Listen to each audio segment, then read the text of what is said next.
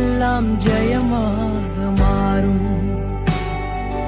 மாற்றங்களை உண்டாக்கும் மாறாதவர், பெற்றிடுவோம் விசுவாசத்தால்.